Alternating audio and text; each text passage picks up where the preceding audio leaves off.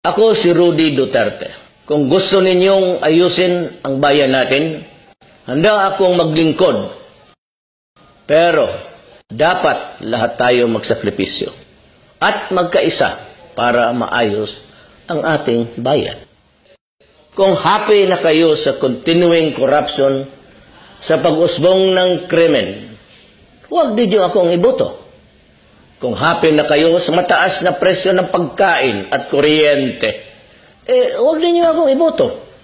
Kung happy na kayo sa kulubot na traffic at lack of infrastructure, huwag ninyo akong iboto. Kung happy na kayo na wala tayong industriya at walang trabaho dito sa ating bayan, huwag ninyo akong iboto. Ngayon, kung gusto ninyong mangyari sa buong Pilipinas ang nagawa ko para sa mahal kong Davao, nakakalakad ang tao na walang takot, nakakatrabaho na walang takot, siguro naman sa tulong ninyong lahat, magagawa ko rin sa buong Pilipinas. Ako po si Rudy Duterte, isang Pilipino.